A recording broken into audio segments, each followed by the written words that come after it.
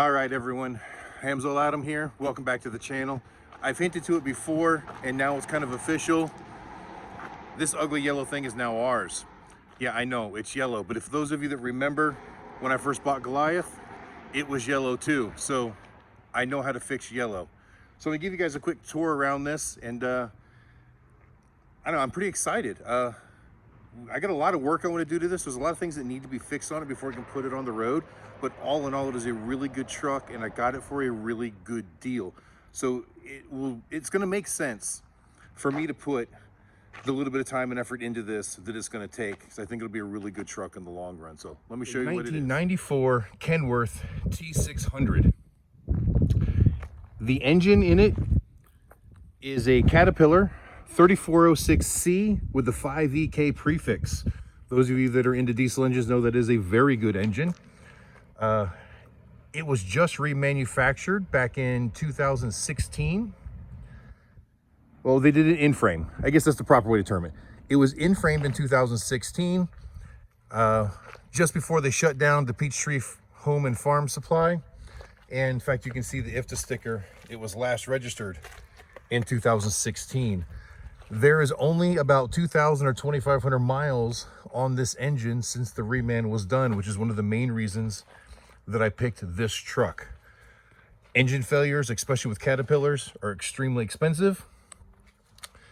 And it was the one worry I had about buying a used truck, having an engine go out in the near future. It can be catastrophic and financially devastating for a startup business. With that said, there's still no guarantee that this engine won't blow up on me, but at least I figure my chances are lower than it is if I bought a truck with the same engine that had 700,000 miles on it, or even 500 or 400,000 miles on it. With everything being relatively new, it should work pretty well. The transmission in it, I believe it's only the 8LL vocational transmission manual. It's the same exact transmission that I have in Goliath, which I'm not a big fan of. But it'll do the job for now. It works great. At some point, I will probably go ahead and upgrade it to a 13-speed or an 18-speed, or even a Super 10 would be better than that. The wheel and tire package on it, old. They've got good tread on them, but the DOT is very picky on the year, and I believe most of them are actually from 2008. A couple of them are 2011. I'm pretty sure they've got a 10-year cap on how old tires can be. But what I do like is the wheels are the 24.5-inch wheels. I like the larger wheels on the truck. Same thing I have on Goliath over there.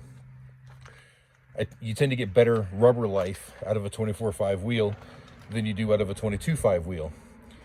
It has the sliding fifth wheel on it. A little bit of grease and everything in there. It looks like they've got the air line disconnected to it. Now there is a spot on the dash where you can activate, or I guess you can unlock the fifth wheel so that you can slide it. So I'll have to find out why that's not hooked up. Maybe there's just a leak in the valve or a leak in the hose, and we'll have to replace it. It's got the 8-airbag suspension system in it, which is good. Some of the bags got some dry rot cracks on them. They'll probably work for a while, but it's going to be on my list of things to replace. It does have a wet kit. I don't need a wet kit for what we're doing, but I'm not intending this to be a permanent truck, or at least not our only truck. The goal is we're going to eventually have more than one truck, and maybe when we buy another over-the-road truck, something a little bit nicer, when we start making a little bit more money, we can justify a nicer truck like a W900L, which is what I really wanted. Then we can take this truck and find another use for it, where maybe that wet kit will come in handy. And for those of you that don't know wet kits, basically it's a hydraulic pump system, and it works for trailers such as this. We've got either end dumps or some kind of a mechanical assembly in the trailer that's run by hydraulics. So you would take the hose off of this trailer and hook it to the wet system here, and then inside the truck there's a valving system. The truck will go to a high idle, and it'll pump the fluid to the trailer to operate the mechanics of the trailer. Again, we don't need it right now, but it's there. Exhaust pipes look like they were relatively new. Not fancy, not chrome, but it's okay. I'm not really into the chrome all that much, so I'll probably just paint them like a satin black and call them done. There is a little bit of body damage on some of these fairings, but it's relatively minor. It's all stuff that I can probably fix as I paint it.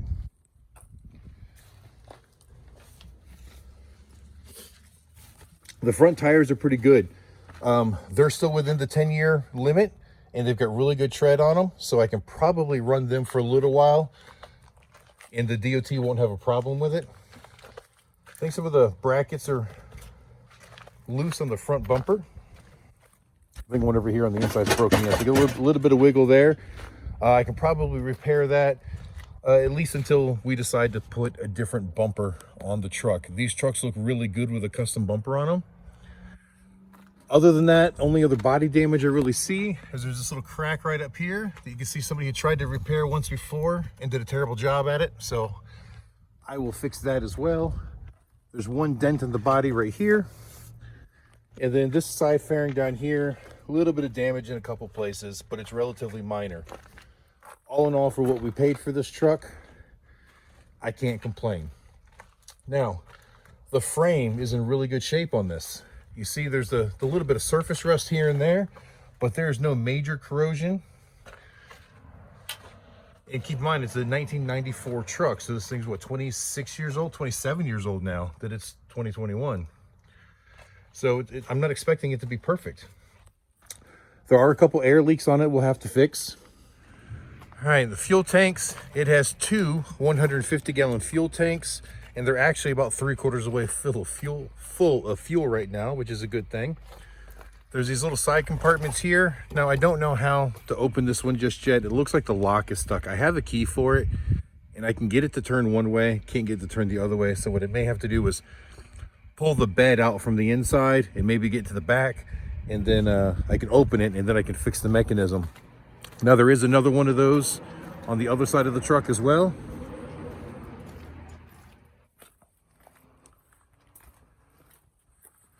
And this one, the key works just fine in, so I can unlock it. And inside there is just kind of a little bit of a storage area. It's a mess. This is all stuff that was just left in it, and he doesn't want any of it, so I'll go through it. If it's something that needs to be kept with the truck, I'll keep it. If not, I will dispose of it. There are also side doors here for the sleepers.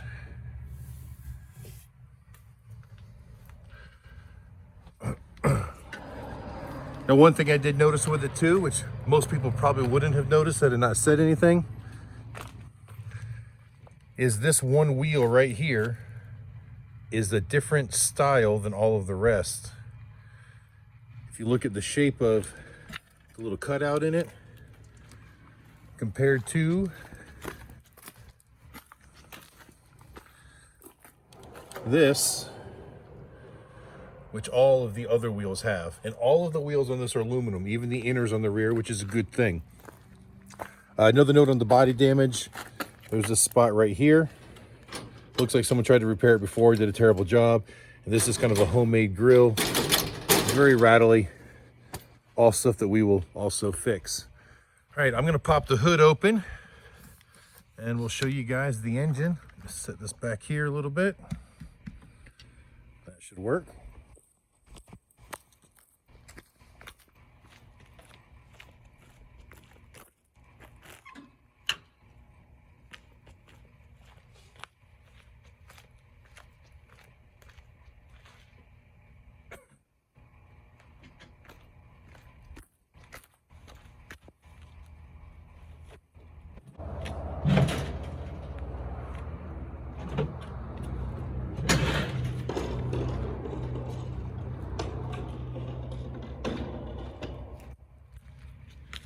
As you can see, it's a little hard to get that oomph to it, but then it works pretty good. Might just need some lubrication or something in there.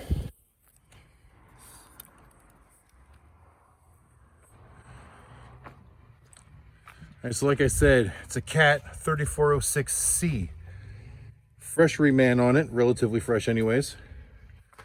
And I've been looking it over. I don't see any major oil leaks, no major coolant leaks. You know, there's the normal wicking that you get on every diesel engine, but all in all, it is really clean. One thing I want to point out here is this truck was not prepped for sale. This truck's been sitting here for 4 years. Only being moved around the yard every once in a while. I just happen to know the owner. And when I talked to him about a year ago, he wasn't interested in selling it. And then we were having a conversation the other day, and I guess he changed his mind. He realized that he had some plans for it that most likely weren't going to happen, so we might as well just let it go rather than letting it sit here and rot. But guys, just look how good it is. Even the belts got to the top of the line, the green Gates belts. Just everything is super, super clean. Take note of the frame too. Frame up here, really, really clean. No coolant leaks that I can find. In fact, when I came out here last week, I drove the truck around for, I don't know, about 30 miles or so, just to get a feel for it, see if there's anything else major wrong with it. When I first checked the fluids in it before I went, oil was still relatively clear. You could tell it only had about 1,000 or 2,000 miles on it. When I opened the coolant reservoir, it actually had a little bit of pressure in it. The truck had not been started in about 7 months. So for it to still have pressure in it, that tells you right there that there's no leaks in the cooling system. Oh no, I think this will be a good truck. All right, let me show you the inside. It's got the diamond VIT interior in it. It's worn, but that's to be expected for a 26-year-old truck. Manual window crank on this side. The passenger window is power. It's dirty. Whoever drove it last left it a mess and didn't clean it. Oh, and here's that PTO control I was talking about to operate that wet line kit that's on the back of it.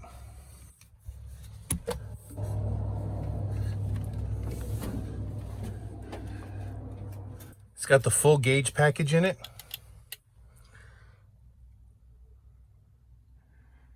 Again, it's just filthy and dirty.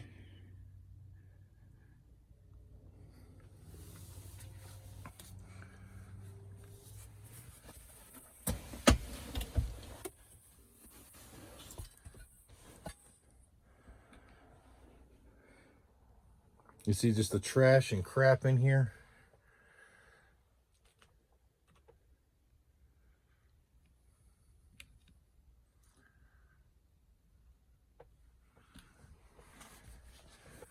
It'll definitely take some cleanup.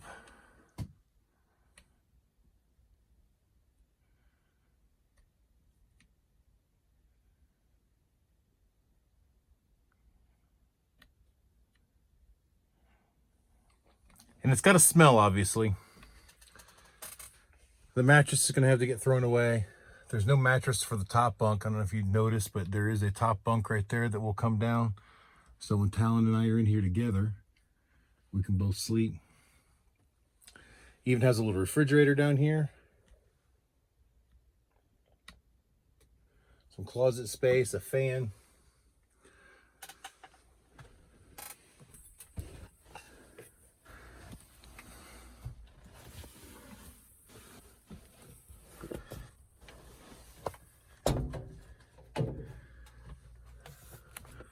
All right, let's see if we can get her to fire up.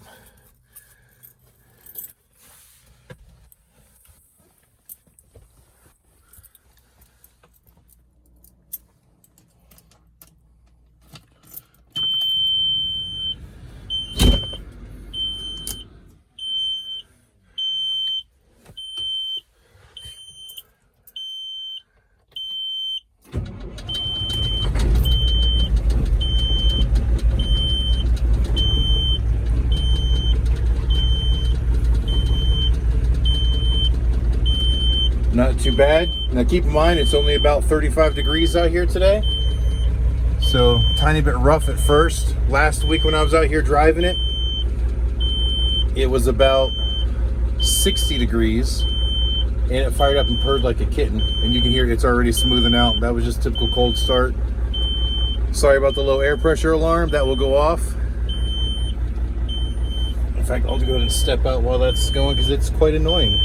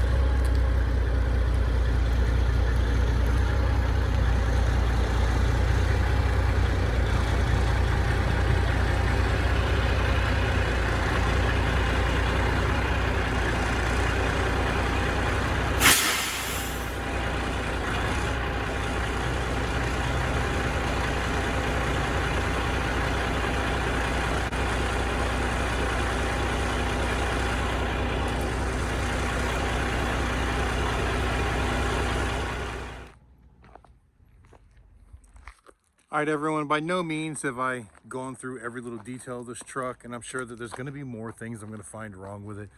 I haven't had the chance to crawl underneath it and really look at everything, but I can tell there's nothing major at this point.